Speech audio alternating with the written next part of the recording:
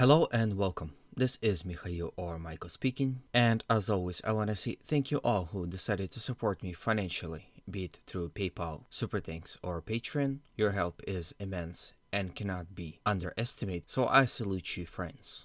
Now, I will start today's news actually with the news from capital of Russia, Moscow. The Russian capital was a target of Ukraine's massive drone attack. It is unclear yet how much exactly drones were launched towards the capital. Some say around 13, some counted over 31. Most of those drones were shot down before they actually reached the city itself, in the outskirts, and some of them were shot down in the residential area at the very edge of Moscow. This attack could be a response to another Russian massive drone attack towards Kyiv that happened about 24 hours ago. And again, this is another Ukrainian attempt to so-called poke the bear. What exactly they are trying to achieve with those attacks is unclear, especially that Russian anti-air system after the Kremlin attack is working fine. Now, some reports claiming that some of those drones, or at least one, have hit its target, but again, it's very unclear at this point in time. Then from Moscow, we go back to Ukraine, and we go here to Bakhmut.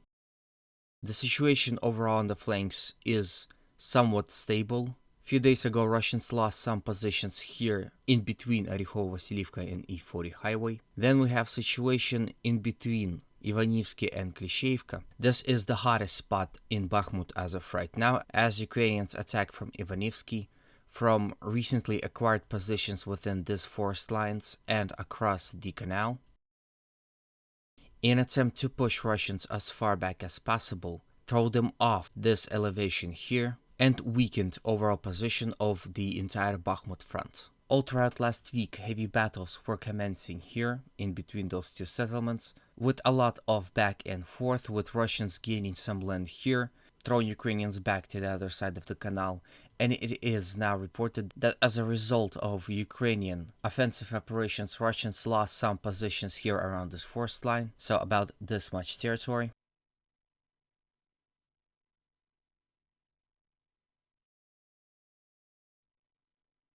With that, of course, Ukrainians are getting closer and closer to capturing the entire elevation in front of Klishevka. This situation is somewhat dangerous for the Russians. Then I have an interesting video for you coming from Pervomaisky, which is located here near Avdiivka, where reportedly Russians have found out location of Ukrainian headquarters within this sector and shelled it with howitzers.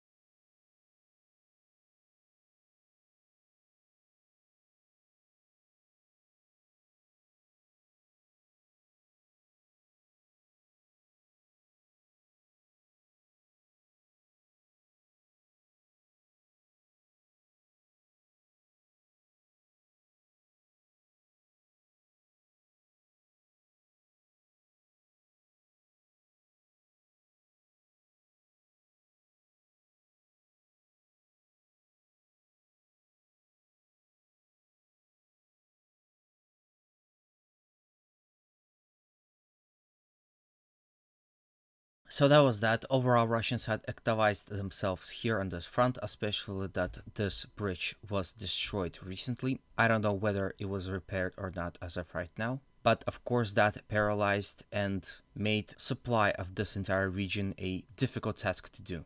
Then from here we go to the situation in Vuhledar, where here near the settlement of Zlata Niva, Russians were able to destroy a bridge that is located here. This bridge is quite important as it cuts the open fields and supply this entire front line from Velika Novosilka and Vuhledar itself. Here's the video of that happening.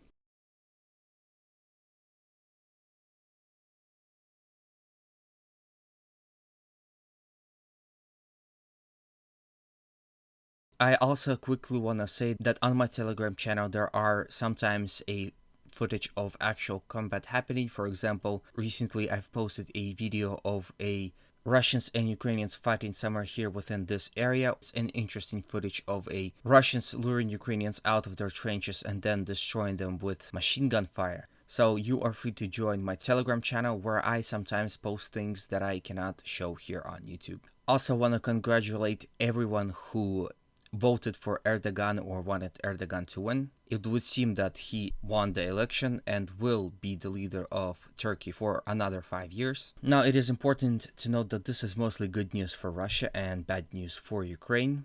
I already saw a reaction on pro-Ukrainian sources. They are not happy because although Erdogan and Turkey is part of NATO, usually Turkey has a pro-Russian position. If I'm not mistaken, mostly it's due to the part that the Russian pipelines are going through Turkey. So there's a lot of money in this. Russia is an economical friend of Turkey.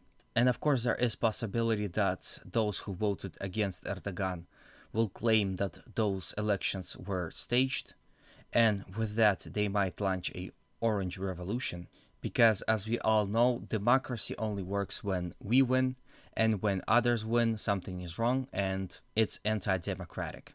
With this, I end today's video. As you can see, not a lot of things are happening on the front line, almost no gains from both sides.